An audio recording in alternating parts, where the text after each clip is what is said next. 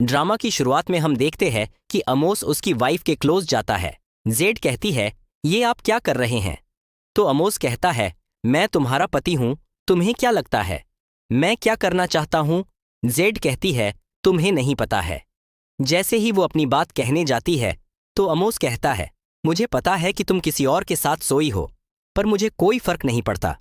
मैं तुम्हें सब भुला दूंगा और तुम सिर्फ मुझे याद रखोगी। और जेड को बेड पे लेके जाता है और उसके हाथ बांध देता है। जेड कहती हैं कि मुझे छोड़ दो। तो अमोस कहता है कि जब तुम मुझे चिट कर रही थी तब तुम्हें कैसा लग रहा था? जब वो तुम्हें किस करता था, क्या तुम्हें वो अच्छा लगता था? तो जेड कहती कि तुम मेरे साथ ऐसा क्यों रहे हो? अमोस कहता है, क्योंकि मैं तुमसे नफरत करता हूं। जेड, ये वो कीमत है जो तुमने 3 साल पहले मुझे छोड़ने के लिए चुकाई थी। और हमें पास्ट दिखाया जाता है जिसमें अमोस कहता है कि उसने एग्जाम पास कर ली है, अब हम शादी कर सकते हैं। पर कुछ गार्ड्स उसे जेड के पास नहीं जाने देते। जेड कहती है कि मेन शादी जरूर करूंगी, पर तुमसे नहीं। अमोस कहता है, तुम बीमार हो इसलिए तुम ऐसी बातें कर रही हो। देखो, मैं तुम्हारे लिए कैंडी लाया हूं। पर जेड कैंडी को फेंक देती है और कहती है, मैं तुम्हारे ऐसे चीप गिफ्ट लेके थक गई हूं। मैं एक अच्छे घराने की बेटी तुम्हारे जैसे गरीब से शादी क्यों करूंगी?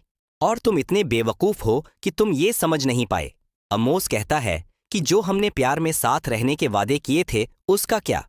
तो जेड कहती है कि तुम सिर्फ मेरे लिए एंटरटेनमेंट का साधन थे और तुमने मेरी बातों को सच मान लिया। तो अमोस कहता है कि मुझे पता है तुम्हें किसी ने फोर्स किया है, इसलिए तुम ये सब कर रही हो। तो जेड हेयरपिन निकाल के कहती है कि ये तुमने मुझे मेरे बर्थडे पे दिया था। वो गिफ्ट को फेंक देती है और कहती है, हमारे बीच में जो भी था वो सब अब खत्म हो गया है, और वहां से चली जाती है। वहीं अमोस कहता है कि आज तक मैं सोचता था कि हम प्यार करते हैं, पर वो सब झूठ था। पर आज जो तुमने मेरा अपमान किया है मैं उसे कभी नहीं भूलूंगा और तुम्हारे किए की सजा तुम्हें दूंगा। फिर हमें प्रेजेंट टाइम दिखाया जाता है। अमोस कहता है कि मैं तुम्हें कभी माफ नहीं करूंगा और जेड को किस करने लगता है। वहीं पर जेड मन में सोचती है कि अमोस में मरने वाली हूं। आगे दिखाया जाता है, अमोस जेड को कहता है कि कल तुम्हारे काम से मैं बहुत ही ज्यादा सेटिस्फाइड हूं। तो जेड साइलेंटली रोती है और उसके जाने के बाद उसके मुंह से थोड़ा खून निकलता है, जिससे उसे याद आता है कि पास्ट में उसे डॉक्टर कहता है कि तुम्हारी बीमारी कभी ठीक नहीं हो सकती और तुम्हारे पास कुछ समय बाकी है, तो तुम्हारे जो भी बाकी काम है वो तुम कर लेना। वहीं पे दासी आती है और जेड को ऐसे देखकर कहती है कि अमोस आपके साथ ऐसा कैसे कर सकते हैं? क्या उसे नहीं पता कि आपके पास कुछ दिन ही बचे हैं? तो जेड कहती है कि उसे नहीं पता और उसे याद आता है कि अमोस अब उसे कभी माफ नहीं करेगा। वो दासी से कहती है कि हम डिवोर्स ले लेंगे। वहीं पे जेड अमोस से मिलने जाती है। अमोस जेड को देख के जेनी से फ्लर्ट करने लगता है। जेड को लगता है कि वो जेनी से मिलने के लिए आज तैयार होके आए हैं।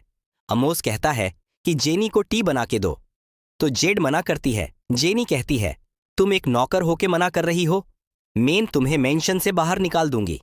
तो जेड कहती है कि ठीक है, तो मेन महल से चली जाऊंगी।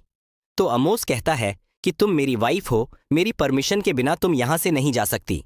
तो जेनी कहती कि मुझे माफ कर दो, मुझे नहीं पता था ये कौन है। जेड कहती है, मुझे आपसे कुछ बात करनी है। तो अमोस कहता है, जो बात करनी है यही करो, जेनी कोई पराई नहीं है। तो जेड कहती है, मुझे डिवोर्स चाहिए और मैंने ये पेपर बनाया है, आप साइन कर दो। जिस पे अमोस गुस्सा हो जाता है और वो मन में सोचता है कि अब तो मेरे पास सब है, फिर भी तुम मुझे छोड़ना चाहती हो। क्या तुम मुझसे इतनी ज्यादा नफरत करती हो कि मुझे छोड़ना चाहती हो? और जेड से कहता है, तुम हो ही क्या? तुम जब चाहो महल में आओगी और मन भर गया तो चली जाओगी। अभी मेरा हिसाब खत्म नहीं हुआ और तुम्हें यदि डाइवोर्स चाहिए तो कल हरम में आ जाना। और अमोस जेनी के साथ वहां से जा रहा होता है